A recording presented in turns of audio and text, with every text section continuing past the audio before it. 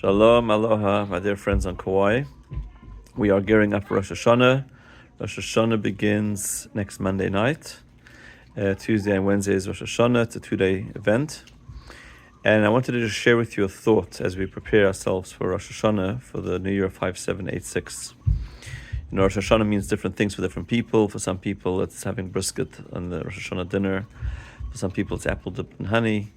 For some people, it's the shofar experience. Other people, it's prayers, meditation, New Year resolutions, all of the above. Just a thought. Today is also a very special day. Today, Thursday, is actually the 25th of the month of Elul. And Elul is the month preceding Tishrei, which is the month we're going into of Rosh Hashanah. The 25th of Elul today is actually the beginning of the story of creation. The first day of creation, where God creates the heavens and the earth, which is the opening verse of the Torah, Bereshit, Genesis, actually happens today. And the story of Rosh Hashanah is on the 6th day of creation. So the question obviously asked, why does Rosh Hashanah, which is the beginning of the year, the new year, why doesn't it start on day 1? Why does Rosh Hashanah start on day 6? Right? And the answer given is that it's the role of humans, and even more specifically the Jewish people, but all of humanity, which plays the critical role in the universe. And so, until the human consciousness came into play, the arena of creation wasn't fulfilled. And so on day 1, God creates the setting of heaven and earth. On day 2, 3, 4, every day more things are created and brought into the playing field. But it's when the human consciousness comes into the picture on the 6th day, when everything starts to matter, when things start to take on meaning and purpose. And so on Rosh Hashanah, one of the things we focus on is our role in the universe. Not just our personal requests, I need this, I need that, please give me a good year for my family, for health, for income, and our list of things we need. But what is our role in the universe?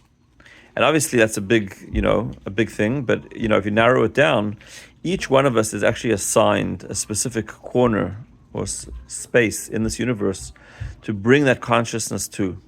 Those of us that are fortunate to live on the Garden Island of Kauai, which we like to call like the Garden of Eden, right? Where the first human beings were created.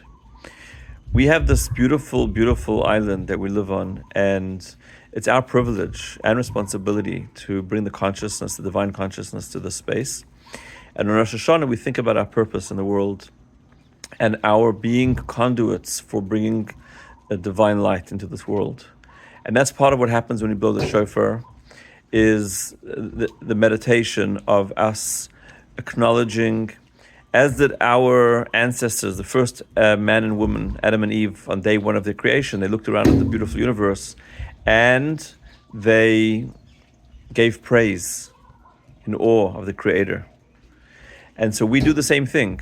5,786 years later, we're going to do the same thing. We're going to look at this beautiful world and say, wow, we've been given the task of elevating, of perfecting this divine space, this garden, and bringing divine consciousness to this and bringing Hashem into the world. So I encourage each one of you to consider coming for the blowing of the shofar. If you can't join us for the dinner on Monday night, which you're welcome to, or if the prayers are a bit long for you to sit through, just come for the blowing of the shofar.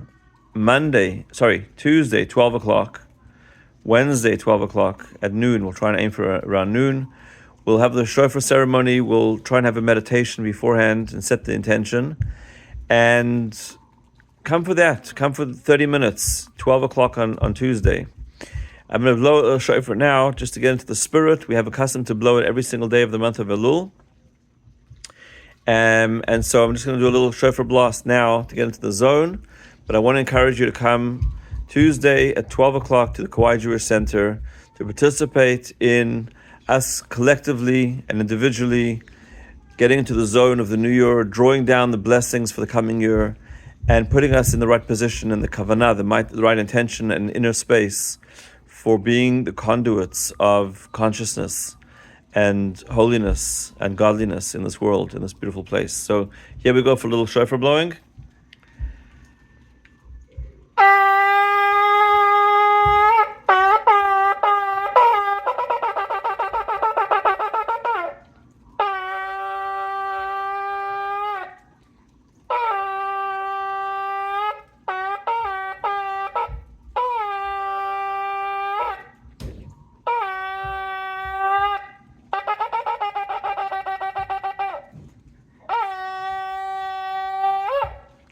Okay, see you Rosh Hashanah, Tuesday at noon.